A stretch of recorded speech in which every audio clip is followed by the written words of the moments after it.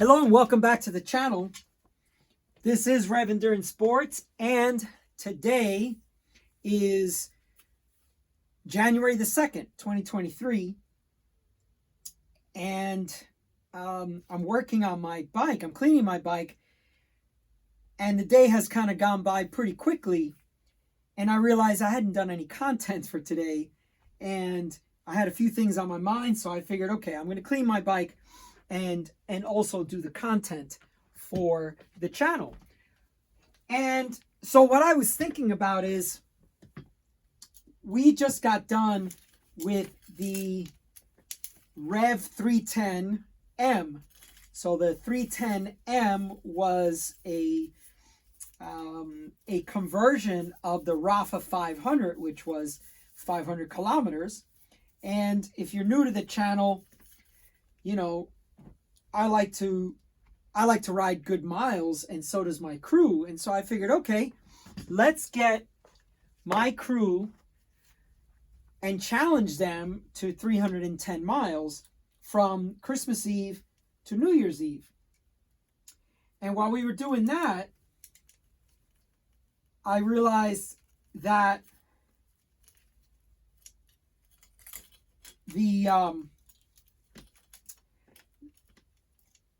that distance for some people was probably the first time they'd ever done that type of distance. For example, when I was talking to Jess on a video, I asked her, I said, when's the last time you've ever done, 310 miles in fewer than 7 days? And she said never, right? So, some of the other people in my crew might have done that, but, well, I should say have done it, but it was just kind of nice to know that I was stretching some folks. Like the challenge was actually a challenge. And it wasn't just the challenge of the distance, which of course was the thing, but it was the challenge of, you got to work, you have family, you have commitments, you have things like that. So you still have to go through all of those things, make everybody happy, but yet still take care of yourself and do the challenge. So one of the things that I thought about in the challenge was that when you finish the challenge, what do you do next?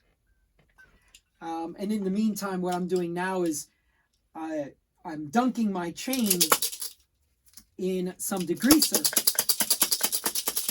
And I like to use these pickle jars because I like glass and I like a metal lid. And if you watch Josh Portner from Silka, he likes to use Gatorade bottle or something, plastic, I think.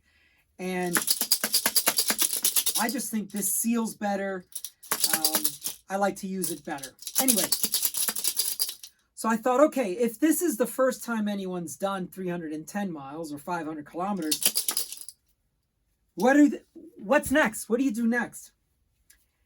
And I think what I wish to share with you is that maybe you may want to take a week of some nice, easy riding so that you can get, because I've mentioned this before on the channel, training stresses your body. And the only way you get better is when you recover, when you take time off from the training and the stress that you've put on your body. So what I'd like to suggest to you folks, whether it's the first time you've done 310 or whether it's, something you do every year, you do the Strava, the Rapha every year, I'd like to suggest that maybe you take a little bit of time off the bike. It doesn't have to be a lot. A couple of days. You gauge that based on how you're feeling, how you're recovering. You might be on an emotional high at the moment because, you've completed a challenge that you didn't think it was possible. But you can't let that cloud your judgment to give yourself a little bit of rest. Could be a couple of days, maybe an entire week where you just did 310 or 500 kilometers. And what you'll do now is maybe do a lighter week of 100 miles or something, 160K. And maybe what you'll do is you'll let that stress and let your body recover from that stress, and that actually take hold and make you a better cyclist in this January timeframe. So you may want to do that. Now, in my case, it looks like I'm going to be doing a 200K on January 14th. So, all right, so now it's a delicate balance here. Do I build for 3 weeks and then do a light week? I mean, January 14th is 2 weeks away. So at what point am I going to give myself a little bit of recovery so that I can ride strongly at the 200K?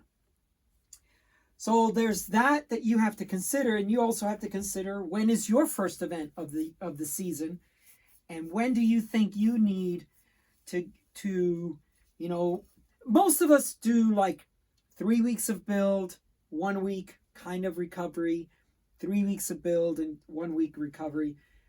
Some people can do a lot more. I remember when early on when I was coaching Lori, I mean, she could go 6 weeks and just keep increasing the load, and she recovers like incredibly well. So you can just continue to increase the load on her. But not everyone is like that. So you have to gauge that for yourself and figure out, okay, how much time do I need to recover so that I can be ready